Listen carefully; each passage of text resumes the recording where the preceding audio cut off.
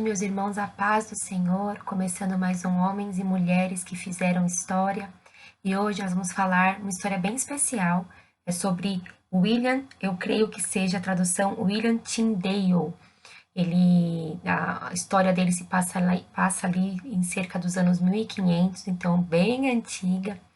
E ele estava na universidade, ele já era um cristão, e naquela época, obviamente, 1520 mais ou menos, as ideias luteranas, né, de Martinho Lutero eram muito faladas, e assim que terminou a faculdade, o William foi trabalhar na casa de uma família muito rica, muito conhecida na Inglaterra, e ele era tutor dos filhos, né, do patriarca da família, dos meninos. E essa família recebia muitas pessoas importantes na sua casa, e o William tinha a oportunidade de conversar com essas pessoas, muitos inclusive cristãos. Só que ele começou a perceber que mesmo os cristãos não conheciam muito bem a Bíblia, né? Lembrando que naquela época, até como nós já falamos com Martinho Lutero, as igrejas católicas falavam no latim, liam a Bíblia em latim, então o povo não tinha possibilidade de ter uma Bíblia na linguagem deles. Então, quando William percebeu isso, ele colocou no coração dele que ele queria fazer a tradução da Bíblia para o inglês, para que as pessoas pudessem então conhecer realmente a palavra de Deus. Mas naquela época não era permitido simplesmente pegar um livro e fazer a tradução. Nós sabemos que hoje também a gente não pode pegar qualquer livro e traduzir porque a gente quer. Existe uma ordem a ser seguida. Nós temos que pedir autorização para o autor, pedir autorização para a editora que publicou o original, né? Só que naquela época, obviamente, não tinha tudo isso. Para se traduzir a Bíblia, era necessário que o rei, né, no caso, então, o rei da Inglaterra, desse o aval para que isso fosse acontecido, isso acontecesse. Senão, não podia.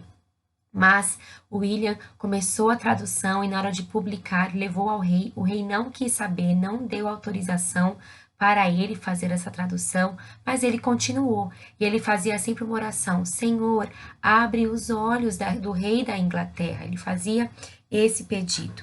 Mas ele foi capturado, digamos assim. As pessoas, né, ficavam procurando por ele, aonde é que ele estava, ele não tinha sossego, ele tinha a visão, então, de escrever a Bíblia, mas ele não tinha sossego.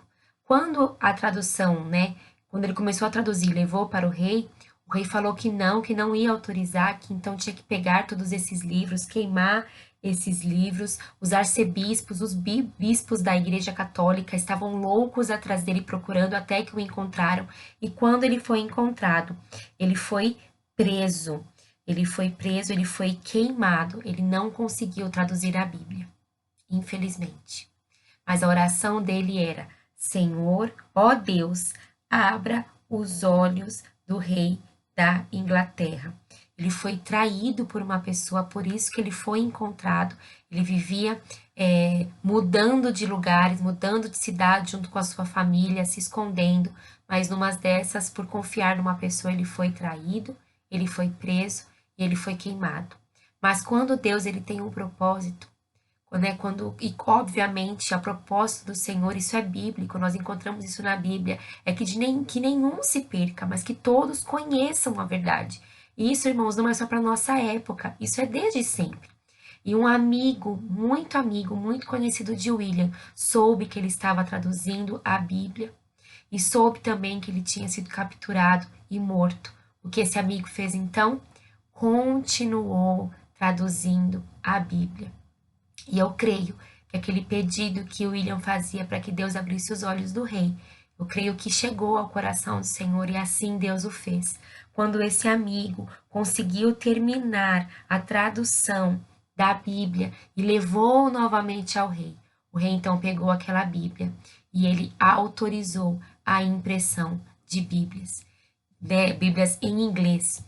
Irmãos, e muitas pessoas começaram a fazer pedidos dessa Bíblia, foram feitas muitas cópias, porque o povo naquela época, como eu disse, eu até anotei aqui, naquela época a Bíblia ela era traduzida apenas na Vulgata Latina, e o povo comum ele não conseguia compreender, né?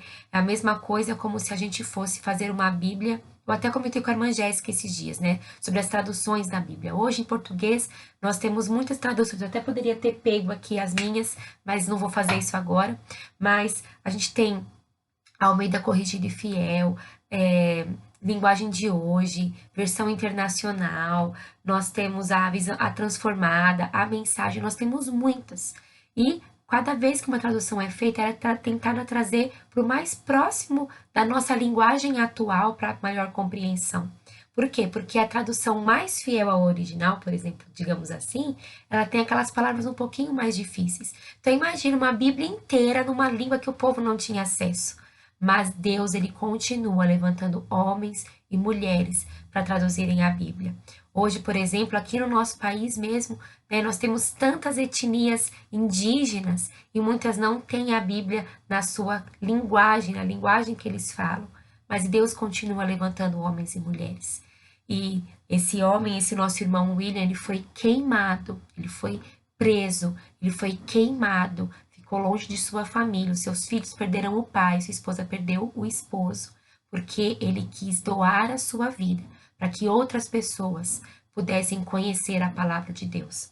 Eu quero deixar um versículo aqui para vocês que se encontra no livro de Hebreus, capítulo 11, versículo 1, que diz: Ora, a fé é a certeza de coisas que se esperam e a convicção de fatos que não se veem.